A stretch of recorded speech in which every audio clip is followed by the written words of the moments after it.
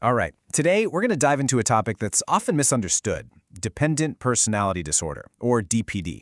Now, this is a condition that goes way beyond just needing other people. It's really about this deep-seated fear of not being able to function on your own.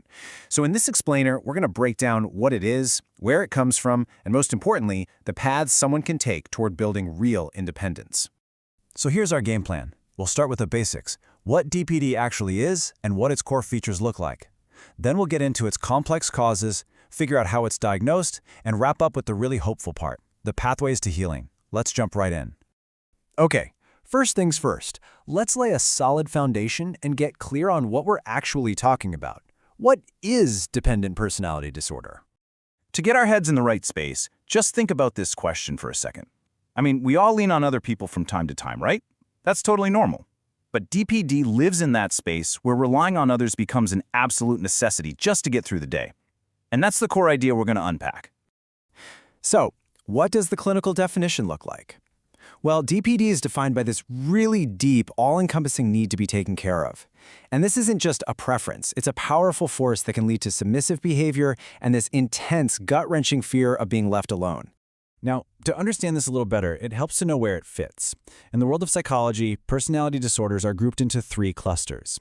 DPD is in cluster C, and that's the cluster characterized by anxiety and fear. So that tells you right away that at its very heart, this disorder is really fueled by those powerful, anxious emotions. Okay, let's move on to our next section. Now we're going to see how all of this actually plays out. We'll look at the specific behaviors and the internal feelings that really define what it's like to live with DPD. You know, a really clear pattern of behavior starts to emerge with DPD. There's this heavy reliance on others for guidance, a profound fear of losing that support, and a low self-confidence that can make taking independent action feel, well, almost impossible. This could look like needing constant reassurance for even small choices, or maybe avoiding any kind of disagreement just to keep the peace. Now, for a clinician to give a formal diagnosis, they're looking for a really consistent and pervasive pattern. It's not just a one-off thing. According to the Diagnostic and Statistical Manual, the DSM-5, a person has to meet at least 5 specific criteria. Let's explore a couple of the really big ones. One of the most powerful features is this incredible feeling of helplessness when you're alone.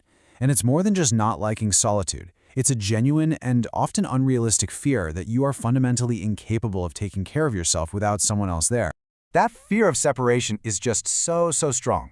So when a major caregiving relationship ends, someone with DPD often feels this urgent, almost desperate need to find a replacement right away. The goal isn't always about romance, it's about securing that essential support they feel they need just to survive. And this dependency extends to the big stuff too. Someone with DPD might need a parent or a partner or a friend to take responsibility for huge areas of their life, like where they should live or what job they should take or how to handle their finances, because the weight of making those decisions alone feels completely crushing. Let's look at a quick example to see how this all comes together. Imagine a 25-year-old woman who constantly needs advice from her friends for everything.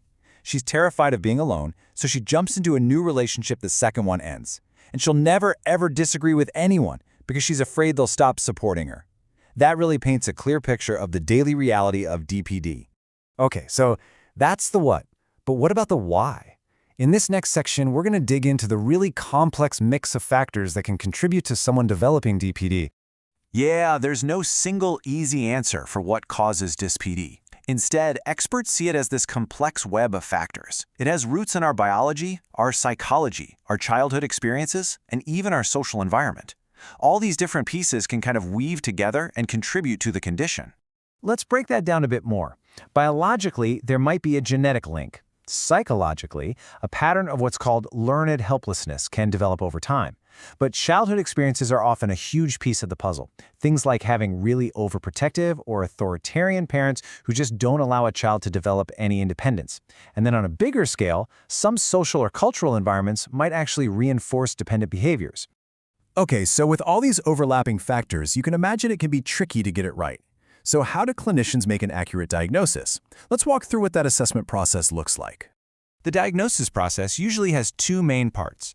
It kicks off with a detailed clinical interview, where a psychologist really digs into a person's relationship history, their level of independence, and their core fears. And that's often followed by standardized psychological tests, like the MMPI, which helps give a more objective look at personality patterns. You know, it's so important to be able to distinguish DPD from other conditions that might look similar because the core motivation is actually very different. With DPD, the main fear is separation, and the goal is to be taken care of. But for someone with, say, borderline personality disorder, the fear is abandonment, but it's more tied to an intense emotional connection. And with avoidant personality disorder, the driving fear is being criticized by others. Understanding these differences is absolutely key for a correct diagnosis. And this brings us to our final and honestly most important section, the pathways to healing. Because the good news here, and I really want to emphasize this, is that recovery and finding true independence are absolutely possible. A really key thing to understand about treatment is that DPD rarely exists all by itself. It very often co-occurs with other conditions. I mean, studies show a huge overlap with depression and anxiety, and also with avoidant personality disorder. So any effective treatment plan has to address all of these interconnected issues at once. So what does treatment look like? Well, the primary treatment for DPD is psychotherapy. Cognitive behavioral therapy, or CBT, is especially effective because it helps people challenge that core belief that they're helpless and build real, practical skills for independence. Group therapy can also be a fantastic space for building social confidence. And while medication isn't for DPD itself, it can be absolutely crucial for treating those co-occurring conditions, like depression and anxiety. And all of this leads to a really hopeful message. The prognosis for DPD is generally positive. Now, it often requires long-term therapy, but with commitment, so many people make significant improvements, learning to trust themselves and build more independent, fulfilling lives. The stakes here are pretty clear.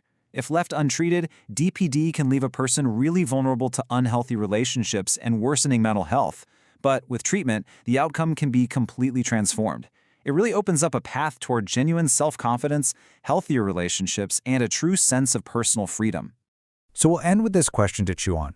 By understanding the extremes of unhealthy dependence, what can that teach all of us about building healthy independence and fostering true, confident independence in ourselves and in the people we care about? It's a question that really gets to the very heart of human connection.